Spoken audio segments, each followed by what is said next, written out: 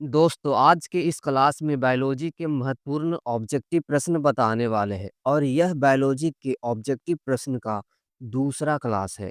इसलिए इसके आगे के क्लास को भी पढ़ने के लिए हमारे YouTube channel study with mister Shiva को जरूर सब्सक्राइब करें।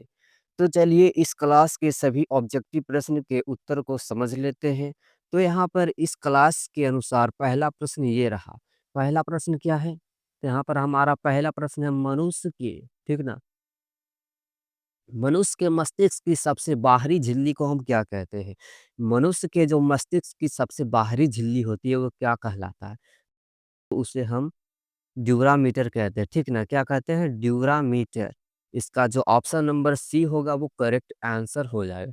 चलिए आंसर को जाँच लेते हैं। हम यहाँ पर जाँचने वाला भी एक आइकन लगा दिए हैं। ये ग्रीन कलर का आप देख रहा है, ठीक ना? आपको जो ग्रीन कलर का दिखाई दे रहा है वो इसका सही आंसर है ड्यूरामीटर। चलिए अगले प्रश्न को देखते हैं। अगला प्रश्न हमारा है दोस्तों कि मनुष्य में सूंघने की क्षमता को नियंत्रित करता है। मनुष्य में सूंघने की क्षमता को नियंत्रित करता है, उसे हम क्या कहते हैं? ठीक ना? उसे क्या कहते हैं? तो ऑप्शन नंबर बी इसका सही होगा, घ्राणेंद्रिय पाली, ठीक ना? घ्राणेंद्रिय पाली। चलिए अगला प्रश्न देखते हैं और इसके आंसर को जाँच लेते हैं। देखिए, इसका जो ऑप्शन नंबर बी इसका करेक्ट बता रहा है, इसलिए इसका सही आंसर ध्यानेंद्रिय पाली होगा। चलिए नेक्स्ट प्रश्न देखते हैं। नेक्स्ट हमारा प्रश्न है कि मनुष्य में बुद्धि एवं चतुराई का केंद्र क्या है? मनुष्य में जो बुद्धि एवं चतुराई का केंद्र होता है उसे हम क्या कहते हैं?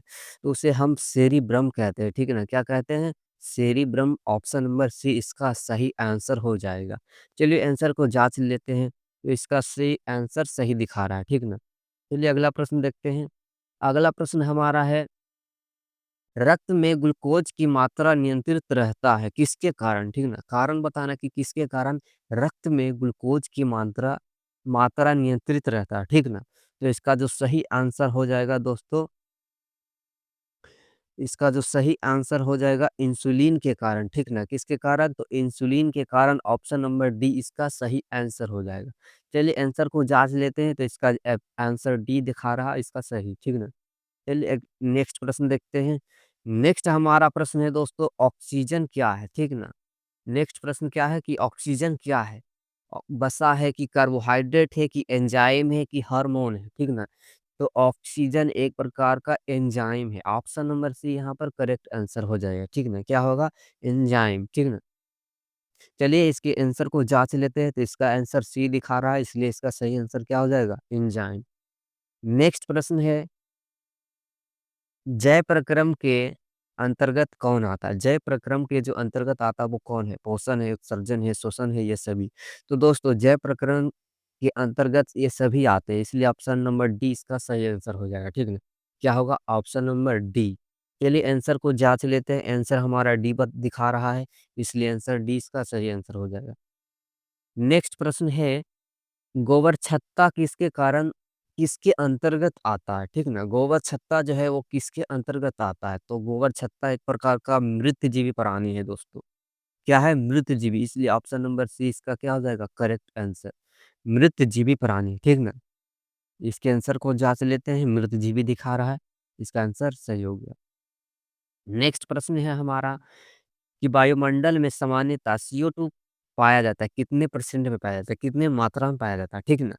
तो 0.03%, ठीक ना? 0.03% हमारे वायुमंडल में कार्बन डाइऑक्साइड की मात्रा है, ठीक ना? नेक्स्ट प्रश्न देखते हैं। नेक्स्ट हमारा प्रश्न है छाया में पनपने वाले पौधे को हम क्या कहते हैं? जो छाया में पौधे पनपते हैं उसे हम क्या कहते हैं? तो उसे हम कहते हैं दोस्तों सियोकाइट्स कहते हैं, ठीक ना? क्या कहते हैं? सियोकाइट्स। ऑप्शन नंबर सी यहाँ पर करेक्ट आंसर हो जाएगा। क्या कहते हैं? सियोकाइट्स। चलिए आंसर को जाँच लेते हैं। इसका आंसर सी दिखा रहा है, इसलिए सही आंसर क्या हो जाएगा? Option C. नेक्स्ट प्रश्न देखते हैं। नेक्स्ट हमारा प्रश्न है मनुष्य में मुख्य श्वसन अंग क्या है? मनुष्य में जो मुख्य श्वसन अंग है वो क्या है? वो फेफड़ा है, ठीक ना? ऑप्शन नंबर ए यहाँ पर सही आंसर हो जाएगा, फेफड़ा। हम लोग किस चीज़ से साँस लेते हैं? तो फेफड़ा से। नेक्स्ट प्रश्न देखते हैं। नेक्स्ट हमारा प्रश्न है कि निम्नलिखित में कौन-सी बीमारी श्वसन तंत्र से संबंधित है? कौन-सी जो बीमारी है वो श्वसन तंत्र से संबंधित? तो दोस्तों टीबी और निमोनिया दोनों जो है वो श्वसन तंत्र से संबंधित, इसलिए ऑप्शन नंबर डी लगाएँगे, बी और सी दोनों, ठीक ना? चलिए आंसर को जाँच लेते हैं, तो इसका आंसर डी दिखा रहा है, तो करेक्ट आंसर क्या हो जाएगा? टीबी और निमोनिया दोनों। नेक्स्ट प्रश्न देखते हैं, नेक्स्ट हमारा जो प्रश्न है दोस्तों, उच्च रक्तचाप की अवस्था को हम क्या कहते हैं? उच्च रक्तचाप की अवस्था को हम क्या कहते हैं? तो उच्च रक्तचाप की अवस्था को हम हाइपरटेंशन कहते हैं, ठीक ना? क्या कहते हैं? हाइपरटेंशन। इसका ऑप्शन नंबर सी जो होगा वो करेक्ट आंसर हो जाएगा। तो दोस्तों पिछले के क्लास में 1 से 12 तक के प्रश्न के उत्तर को हम लोग जान चुके थे और इस दूसरे क्लास में 24 तक के प्रश्नों के उत्तर को भी समझ लिए हैं और इसी तरह आगे के प्रश्नों के उत्तर को भी समझने के लिए हमारे चैनल को ज़रूर सब्सक्राइब करिएगा और हाँ, लाइक करना मत भूलिएगा। मिलते हैं अगले वीडियो में, तब तक के लिए धन्यवाद।